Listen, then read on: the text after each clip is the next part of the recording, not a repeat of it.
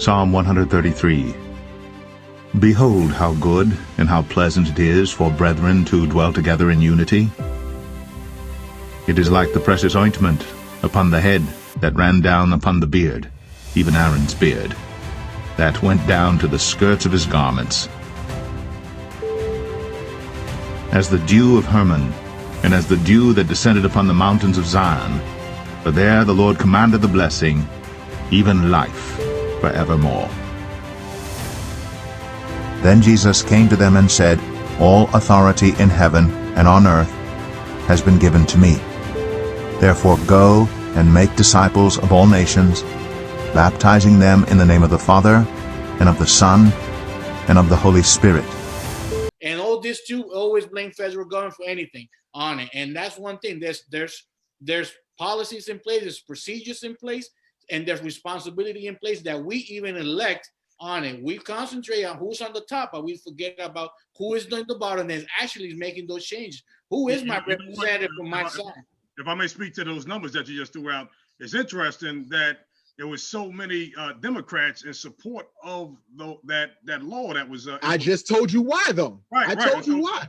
We got somebody in the audience that agrees with your point, Kevin. That's watching via Facebook Live.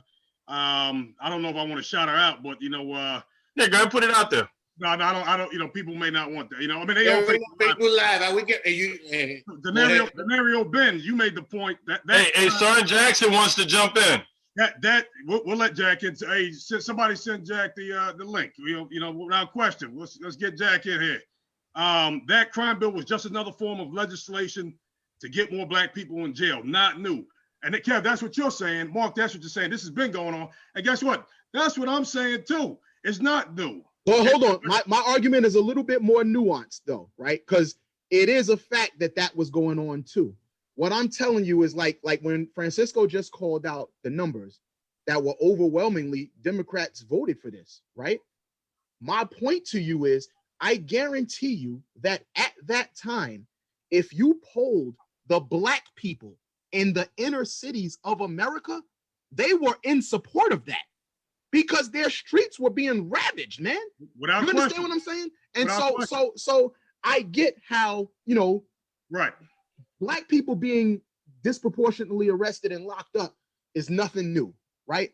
What I'm telling you is at that time of that crime bill, there were people in support of that because their neighborhoods and their cities were being ravaged with crime, man. Right. And we have to stop lumping black people together. Well, let me ask you this. All black people are not the same. Anytime that a situation exists, you have to ask why, and then you have to ask why for the answer that's resulted that we get. So why do we think that black people were, I guess, so involved in these illegal and illicit activities? What's the answer, gentlemen? Oh, well, that's as simple. We all know the answer to that, man. When you in the hood and you ain't got no opportunity, you do what you got to do, right? Right. That is what it is. Listen, when we all know this. Let's not pretend that that's nothing. Again, we ask why. And then we get an answer, and then we peel back the onion again, right? But when it comes to these communities, right, that are economically disadvantaged, like the South Bronx and Brooklyn, Harlem, right? Why is that the case? Crime is always going to be higher in the inner city and places of look at that. Why is it well, for one, say that again. Why are there higher crime rates in the cities? And a lot of times people go to cities for jobs, right? But why, when it comes to certain... Oh, no. Come on now. Listen, if you go to Manhattan and you go down anywhere below 96th Street, where the white people, right, have the opportunities, those jobs was never for black people down there. Let's be real. When you go past 96th Street, once you get to 110th Street, well, let me ask you this. And you enter Harlem. 1 minute. Why were those jobs never for black people? Help me out.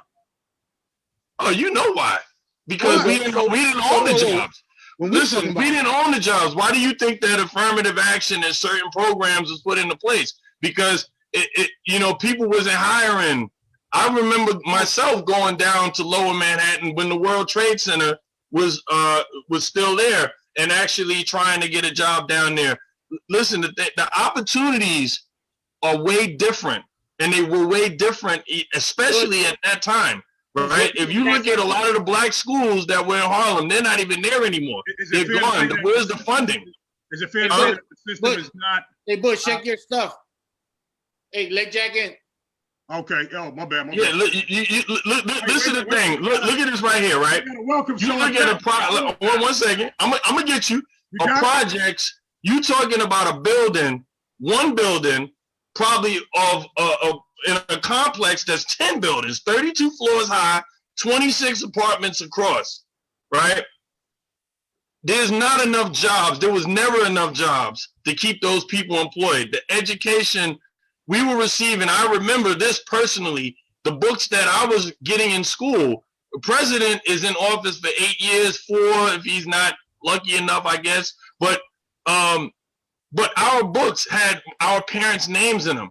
I guarantee if you went down to the school where Macaulay Culkin went to down there on 61st Street, that their books were updated. Right here where I'm at in Altoona, Pennsylvania, okay? They're building a huge school that's really nice, right?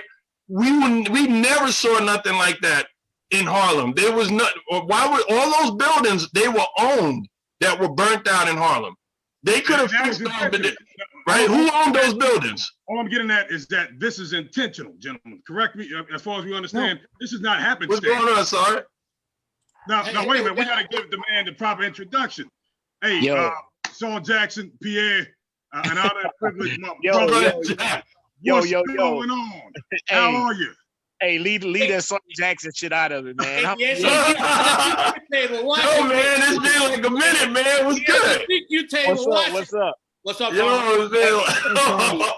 Hey, I agree with everything you guys are saying. I promise you.